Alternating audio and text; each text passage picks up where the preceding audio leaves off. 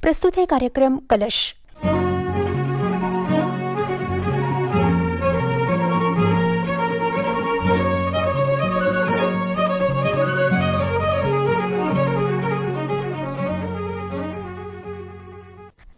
श्रोताओं नमस्कार।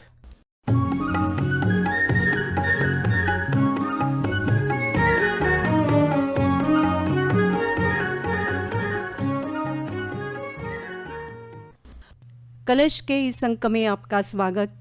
आज के अंक में हम आपको वेद विज्ञान आलोक के लेखक आचार्य अग्निव्रत नैष्टिक से ली गई भेंट वार्ता का दूसरा भाग आपको सुनवा रहे हैं। भेंट करता है इंद्रजीत बागल।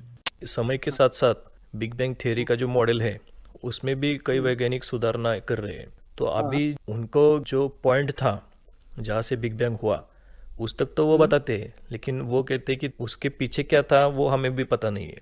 तो उस पर अभी वो बिग बाउंस मॉडल भी कोई प्रपोज कर रहा है कि मतलब जो पहली जो सृष्टि थी वो सिकुड़ कर एक कण में जाके समाई, फिर उस कण का विस्तार हुआ। तो ये एक साइक्लिक तरीके से चल रहा है। तो उस पर आपका क्या राय है? हाँ, उस पर ये है कि पहले तो इनको ये पता नहीं है कि जीरो वॉल्यूम में जैसे विस्फोट हुआ उसके लिए कौन सा फोर्स उत्तरदायी था, कौन सी एनर्जी थी। ये कहते हैं डार्क एनर्जी। तो जीरो के अंदर डार्क एनर्जी होगी जब, तो वो जीरो वॉल्यूम में आएगा ही नहीं पदार्थ सारा। उस वॉल्यूम के जीरो के बाहर थी तब भी उसको प्रेस नहीं कर सकती। एक किसी गेंद का चारों ओर से प्रेस करिए तो वो बिखरेगी नहीं, दब जाएगी। और अंदर से फोर्स लगा दे तो सारी वो बॉल ही नहीं बनेगी। तो पहले तो डार्क एनर्जी का क्या रूप है ये भी पता नहीं है। और इतना बड़ा यूनिफाइड फोर्स जिसने सारे ब्रह्मांड के मटेरियल को एक छोटे आयतन में समा दिया।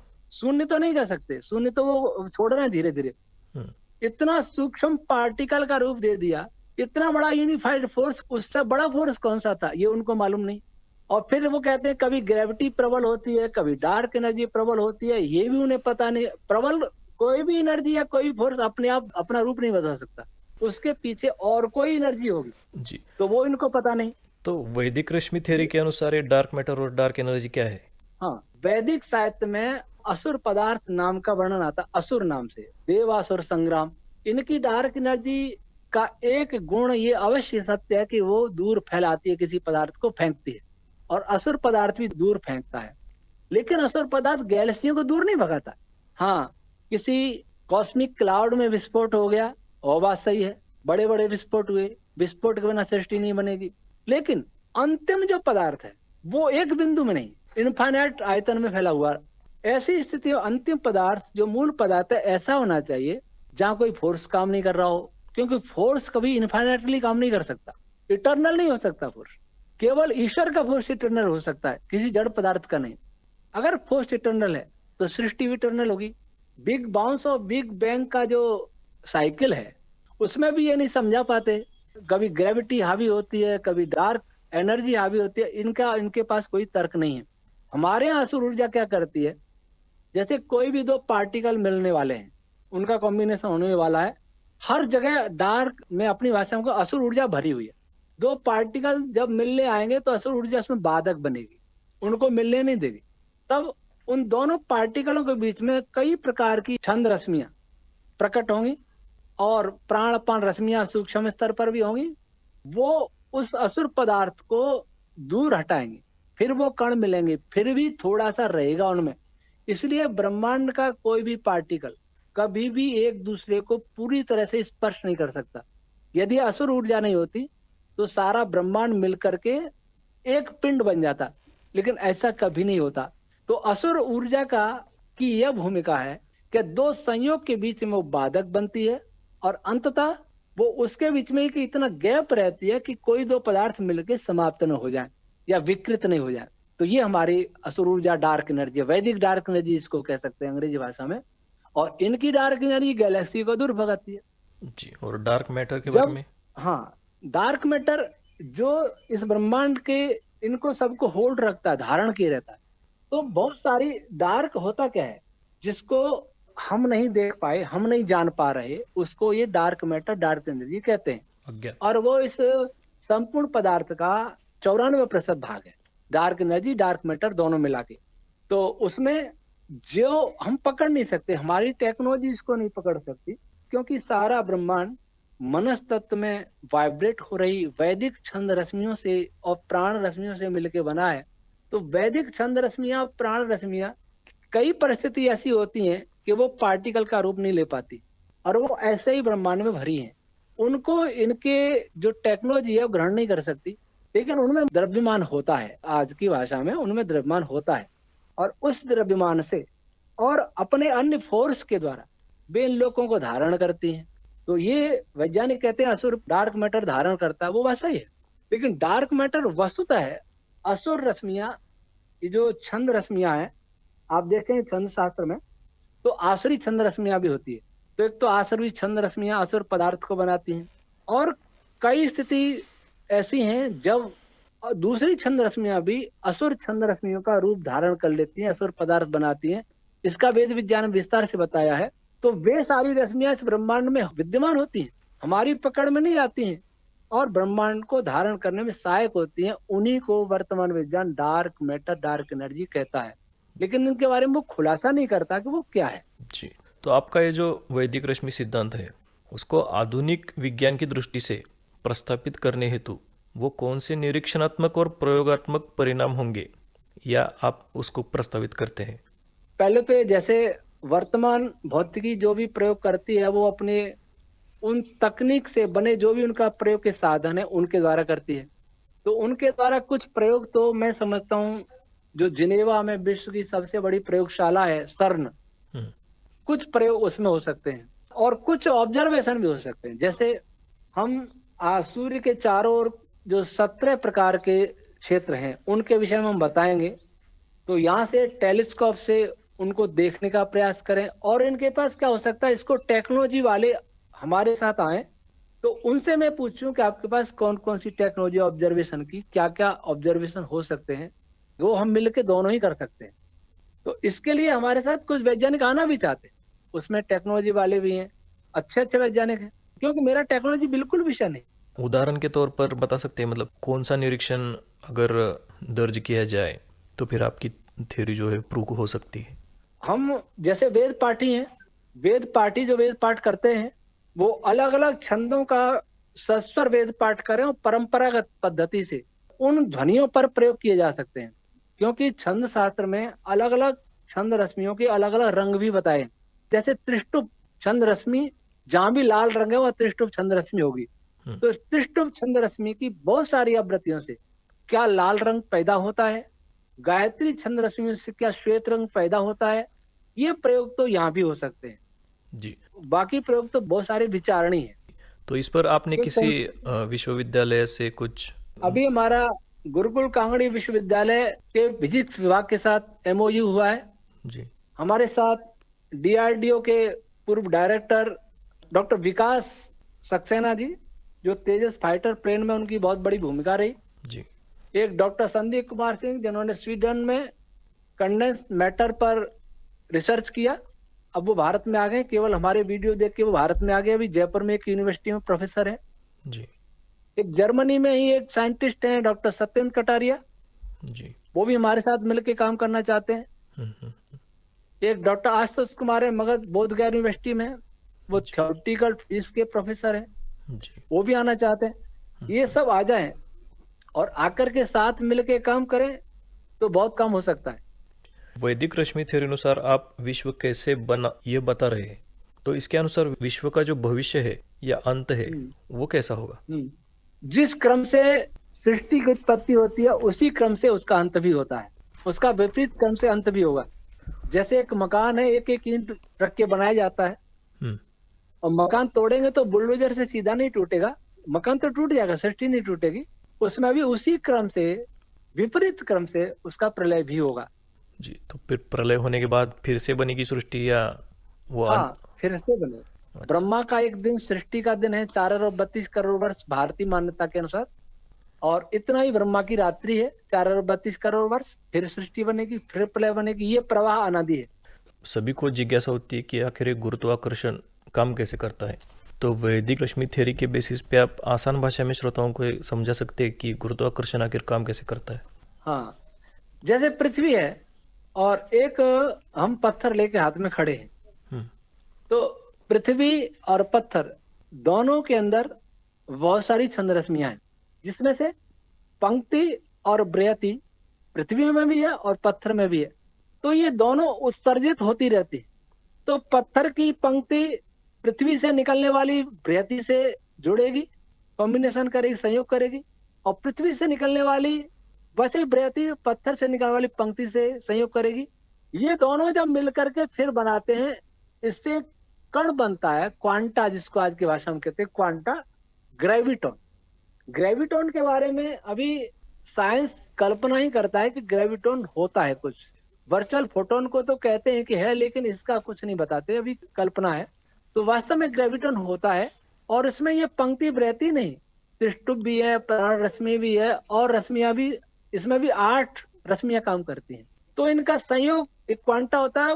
वो क्वांटा ग्रेविटॉन वो पृथ्वी को भी आकर्षित करता है और उस पत्थर को भी आकर्षित करता है, और उस वास्तव में पत्थर को नहीं बल्कि पत्थर के आसपास जो स्पेस है आकाश महाभूत, उसको आकर्षित करता है।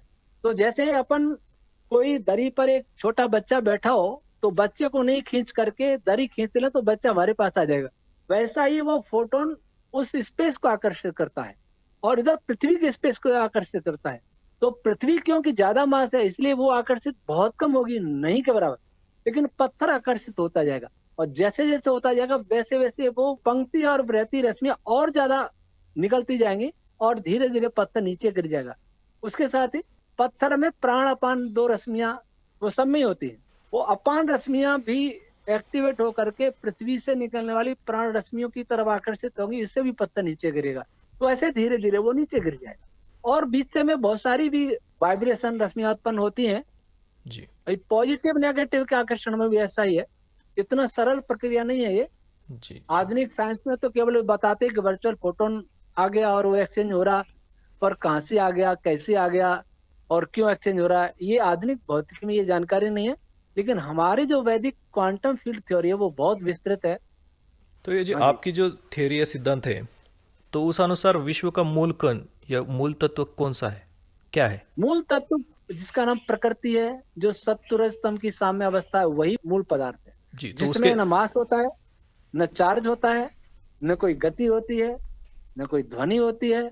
ऐसा पदार्थ वो मूल पदार्थ है सृष्टि का। जी नहीं, अभी आधुनिक भौतिक विज्ञान कहता है कि जो मूल पदार्थ है वो क्वार्क्स है, तो सबसे नीचे वो क्वार्क तक गए। तो क्वार्क आपस में मिलजुल के फिर प्रोटॉन, एटम्स, मॉलिक्यूल्स वगैरह बनाते हैं। तो ये जो आपका जो मूल कण है, तो उससे पदार्थ कैसे बनता है? हमारा प्रकृति मूल कण नहीं है, कण नहीं कह सकते उसको। वो एक पदार्थ है, एक रस पदार्थ है जो अनंत अनंत आयतन में फैला रहता है। उसको कण नहीं कह सकते, उसको तरंग भी नहीं कह सकते। ठीक है, उसको तत्व कह सकते हैं। हाँ, तत्व जिसकी सत्ता है वह तत्व है, जो वास्तविक है वह तत्व है। तो तत्व है जो ये प्रकृति का तत्व है, तो इसमें कण कैसे बनते हैं फिर? कि जैसे ओम से वाइब्रेट हुआ, जैसे अपन दही मथते हैं ना, बिलोना करते हैं दही को, तो दही मथ करके क्या होगा, मक्खन अलग निकल जाता है। क्यों? वाइब्रेट होने से। दही रखा रहेगा कभी मक्खन ही निकलेगा, लेकिन दही को वाइब्रेट करेंगे तो मक्खन अलग हो जाए। और समुद्र है, समुद्र में अभी लहरें जो ऐसे उठेंगे तो झाग भी बनेंगे, बाहर आ जाएंगे समुद्र के किनारे। वैसे ही प्रकृति रूपी समुद्र में बहुत ज्यादा विक्षोभ होगा, बहुत ज्यादा वाइब्रेशन होगा, तो धीरे धीरे उन वाइब्रेशन से प्रकृति मैथ में बदलेगी, मैथ अहंकार, फिर मन, फिर वो कंडेंस होकर के सूक्ष्म पार्टिकल बनेंगे। नहीं, अगर मैं संक्षेप में समझूँ तो जैसे हम दही बनाते वक्त जो झाग बनता है, तो वैसे ही जब ये सृष्टि में वाइब्रेशन होता है, तो जो झाग है वो जो हमें दिखाई दे रही है वो सृष्टि है। हाँ, वही सृष्टि है जी, वाइब्रेशन से सृष्टि बनी, ठीक है। तो ये वाइब्रेशन किस प्रेरणा से होता है या उसका मैकेनिज्म क्या है? वाइब्रेशन होता है चेतन सत्ता ईश्वर की प्रेरणा, क्योंकि मूल ऊर्जा, मूल बल वहीं से प्राप्त होता है। वो निरंतर ईश्वर, जैसे मैंने कोई एक पत्थर जमीन पर गिराया, उस पत्थर को ईश्वर की प्रेरणा नहीं हो रही, लेकिन पत्थर जिन रश्मियों से गिर रहा है उन रश्मियों को भी ईश्वर की सीधी प्रेरणा नहीं हो रही। लेकिन अंतिम प्रेरणा जो होती है किसी भी रश्मि में, ओम रश्मि की होती है। ओम रश्मि को प्रेरणा देता है केवल चेतन ईश्वर तत्व। तो इसको काल तत्व भी कहते हैं। परा ओम रश्मिमयी प्रकृति अवस्था को काल तत्व भी कहते हैं। तो यह काल अथवा काल के द्वारा ईश्वर संपूर्ण सृष्टि को नियंत्रित करता है। यानी उसको जो ओम रश्मि है वही ईश्वर है आपकी ओम थ्योरी के रश्मि अनुसार। ईश्वर नहीं है, ओम नाम ईश्वर अवश्य है कि ओम रश्मि से सीधा प्रेरित जो सबसे पहली सूक्ष्म रश्मि है वो ओम है। जी, तो उसका जो और ईश्वर उसी प्रेरणा करता है तो उसकी फिजिकल प्रॉपर्टीज क्या है? मतलब हम कैसे समझे ईश्वर कि ये ईश्वर है? वो ईश्वर है, ये ऐसे ऐसे समझे कि जड़ में प्रवृत्ति स्वयं नहीं हो सकती। जड़ पदार्थ कहीं भी ब्रह्मांड में उसमें कभी भी स्वतः प्रवृत्ति नहीं हो सकती। स्वतः प्रवृत्ति चेतन का ही स्वभाव होता है। तो प्रकृति जड़ रूप होने से, सर्वथा अचल होने से, उसमें जो उसको चलायमान करता है वो चेतन ही हो सकता है। और सृष्टि में भी कहीं भी गति आप देखेंगे तो चेतन के द्वारा ही होती। और जो हम गति देख रहे हैं अणुओं की, गैलेक्सियों की, वो हमें चेतन दिखता नहीं, इसलिए हमें लगता है कि वो अपने आप हो रही है। यदि आपकी वैदिक रश्मि थ्योरी आधुनिक वैज्ञानिक प्रमाणों के आधार पर भविष्य में सही साबित हुई तो इसके विज्ञान और विश्व पर क्या प्रभाव पड़ेंगे, ऐसा आपको लगता है? इसके व्यापक प्रभाव न केवल आधुनिक विज्ञान पर पड़ेंगे। एक तो ये कि आधुनिक विज्ञान, विशेषकर मैं भौतिक विज्ञान की बात करूं तो भौतिक विज्ञान के द्वारा जो भी टेक्नोलॉजी आज निर्मित हो रही है, थ्योरी सबसे मूल है, उसके बाद प्रयोग होते हैं, ऑब्जर्वेशन होते हैं, पहले कल्पना का जन्म होता है। न्यूटन ने कल्पना ही की थी, फिर बाद में प्रयोग होते हैं, प्रेक्षण होते हैं, थ्योरी बनती है, उसके बाद फिर प्रैक्टिकल होते हैं, उसके बाद फिर टेक्नोलॉजी बनती है। तो अगर थ्योरी अपूर्ण हो तो टेक्नोलॉजी भी अपूर्ण होगी और विनाशकारी होगी। इसी कारण आज संसार की कोई ऐसी टेक्नोलॉजी नहीं है जिसका कोई न कोई दुष्प्रभाव नहीं है। कोई भी टेक्नोलॉजी, कोई भी अंग्रेजी दवाई नहीं जिसका कोई न कोई दुष्प्रभाव नहीं। तो वैदिक रश्मि थ्योरी के बाद विज्ञान पूर्ण होकर एक ऐसी निरापद टेक्नोलॉजी विकसित कर सकता है जिसका केवल सभी प्राणियों के लिए हित ही होगा, जिससे अहित किसी का नहीं होगा। एक तो ये साइंस के क्षेत्र में तो पर्यावरण शुद्ध होगा, स्वास्थ्य अच्छा होगा। दूसरी बात है, वेद अथवा ब्राह्मण ग्रंथों अथवा अन्य आर्ष ग्रंथों के जिन आख्यानों के आधार पर बहुत सारे भ्रम पैदा हुए, जैसे नरबलि आदि, पशु बलि आदि, मांसाहार आदि और सारी समस्याएं, छुआछूत, जातिवाद, ये भी पैदा हुआ। उन आख्यानों का वैज्ञानिक रहस्य समझ करके इस समाज से ये समस्याएं सदा के लिए समाप्त हो जाएंगी कि वास्तव में जिन आख्यानों के आधार पर हमने ये कुरीतियां हमने अपना ली थी, वो कुरीतियां हमारा भ्रम था, इसलिए हमने अपनाई। उनका विज्ञान वास्तविकता सामने आ जाएगी, वो कुरीतियां अपने आप मिट जाएंगी। जी जी। तीसरी बात, आधुनिक विज्ञान ईश्वर की सत्ता में, जीव की सत्ता में विश्वास नहीं करता, इसलिए आधुनिक विज्ञान मनुष्य को पशु बनाता है। वो सोचता है कि मैं ही हूँ, मैं ही सबका शासक हूँ और मैं ही प्रकृति का स्वामी हूँ, इसलिए मैं जितना चाहूं उतना उपभोग करूं। भोगवाद की तरह मनुष्य बढ़ता है, इसलिए क्योंकि वह अपने को स्वामी मानता है, अपने को जड़ मानता है। जब उसकी समझ में आएगा कि मेरे ऊपर भी कोई स्वामी है, ईश्वर, तो वो इस प्रकार व्यवहार नहीं करेगा जैसे आज कर रहा है। तब करुणा, दया, प्रेम, भाईचारा, सत्य, अहिंसा जैसे गुणों का उदय हुआ और संपूर्ण भूमंडल में शांति की स्थापना हो सके। तो आपके मतानुसार पश्चिम के जो वैज्ञानिक है भारतीय ग्रंथों को और उसमें उपलब्ध ज्ञान को गंभीरता से क्यों नहीं ले रहे? इसलिए नहीं ले रहे कि उनको अभी बताया भी नहीं। मेरा विषय अभी हिंदी में चल रहा है। किसी भी बड़े स्तर के वैज्ञानिकों से अथवा वैज्ञानिक से मैं मिला, आधा घंटे का समय मांगा तो 3-3 घंटा चर्चा हुई, लेकिन बाद में कह दिया कि क्या करें, हमारे सिस्टम नहीं है, सहयोग कैसे करें, तुम्हारा सिस्टम ठीक नहीं। आप जानते हैं कि समाज और राष्ट्र के सहयोग के बिना कोई अकेला व्यक्ति क्या कर सकता है। अगर हमारे साथ ये वैज्ञानिक आ जाए कि जो आना चाहते हैं लेकिन साधन नहीं है, इतना स्थान नहीं है कि उनको रख लें, उनको वेतन दे दें, अगर वो आ जाए तो टेक्नोलॉजी भी विकसित करेंगे, गणित भी विकसित करेंगे, प्रयोग भी करेंगे, वहाँ की प्रयोगशाला में भी जाएंगे, कॉन्फ्रेंस भी करेंगे, वर्कशॉप भी करेंगे, तो आगे बढ़ेगा, उनकी समझ में आएगा, उनकी भाषा में, अंग्रेजी में ये सारा काम हो, जर्मन भाषा में हो, फ्रेंच भाषा में हो, विभिन्न भाषा में होगा तो समझ में आएगा। हिंदी में वो कैसे समझेंगे? जी, तो जिन भारतीय वैज्ञानिकों के साथ आपकी इस पर चर्चा हुई उनकी प्रतिक्रिया क्या रहती है? उनकी प्रतिक्रिया तो ये रहती है कि हम आपसे जुड़ना चाहते हैं, रिसर्च सेंटर बड़ा बड़ा ही हम आपके पास आना चाहते हैं। अनेक लड़के छात्र हैं, एमएससी वाले हैं, एमटेक वाले हैं, पीएचडी वाले भी हैं, वो भी हमारे साथ आना चाहते हैं। यदि फिर क्या नकारात्मक होगी तो आते ही नहीं वो। जी जी। अगर वैश्विक स्तर पर संशोधन के क्षेत्र में भारत अभी पश्चिमी देशों की तुलना से थोड़ा पीछे है, तो इसे अग्रस्थान में पहुंचाने के लिए क्या प्रयास आवश्यक है, ऐसा आपको लगता है? क्षमा कीजिएगा, भारत कोई भी मौलिक खोज नहीं कर रहा। हम जिसे कहते हैं कि हमारी स्वदेशी टेक्नोलॉजी, आखिर उसका सिद्धांत कहाँ से आया? आइंस्टीन से आया, न्यूटन से आया, मैक्स प्लैंक से आया, फाइनमैन से आया, इन्हीं से तो आया। हमारे पास अपना क्या है? आज तक भारत ने कोई ऐसी टेक्नोलॉजी नहीं बनाई, अथवा किसी पुस्तक में। टेक्नोलॉजी छोड़े, टेक्नोलॉजी बहुत बाद की बात होती है। कहीं भी किसी ऋषि मुनि की थ्योरी या वेद की थ्योरी नहीं पढ़ाई जा रही, तो उस भारत को कैसे कहें कि वो उसका अपना विज्ञान है? तो भारत पीछे नहीं, भारत तो शून्य है। जो भी वो कर रहा है वो उन्हीं का आधार पर करता है। उस भारत को मैं ये नहीं कहता कि सारा फिजिक्स पढ़ाना छोड़ दें, मैकेनिक्स छोड़ दें, लेकिन उसके विकल्प के बारे में हमें विचार अवश्य करना चाहिए। हमने बिल्कुल उपेक्षा कर दी। तो हमने फिजिक्स के क्षेत्र में ये प्रयास किया है, इस पर भारत सरकार अगर ध्यान दे, उसको चलाता रहे, एक विषय के रूप में वैदिक फिजिक्स को भी चलाने, और आगे चल के वैज्ञानिकों को समझ में आएगा और वो पूर्वाग्रह मुक्त हो जाएंगे, तो कि हम बहुत आगे वैदिक फिजिक्स के द्वारा ही जा सकते हैं। फिर हम कहेंगे कि हमारा अपना विज्ञान है, हमारी अपनी टेक्नोलॉजी है। अभी तक तो सब उन्हीं पर निर्भर है जी, तो वैश्विकीकरण के इस युग में प्राचीन भारतीय ग्रंथ जैसे वेद हो या दर्शन शास्त्र हो या अन्य ग्रंथ, इनके अध्ययन से समाज, विशेषतः युवकों को क्या लाभ मिल सकता है? युवकों को लाभ, एक तो आज का युवक जो अशांत है, आज का अवसाद में है, ईर्ष्या द्वेष कलह, ये तो मिटेगा ही, क्योंकि सब हम एक विश्व को एक परमपिता परमात्मा का परिवार समझेंगे। पहली बात, नैतिकता, आज नैतिकता समाप्त हो गई। दूसरी बात, हमारे युवकों में एक राष्ट्रीय जो स्वाभिमान होता है वो नष्ट है। उनको ये लगता है कि बिना अमेरिका, बिना यूरोप के बिना आगे नहीं बढ़ पाएंगे, उनके बिना हम जी नहीं पाएंगे। उनको ये जब आत्म स्वाभिमान जागेगा तब वो आगे बढ़ने की कोशिश भी करेंगे, क्योंकि स्वाभिमान विहीन व्यक्ति कुछ कर नहीं सकता। तीसरी बात, आधुनिक युवक प्राकृतिक और वैदिक जीवन जीने का प्रयास करेगा तो स्वस्थ भी रहेगा।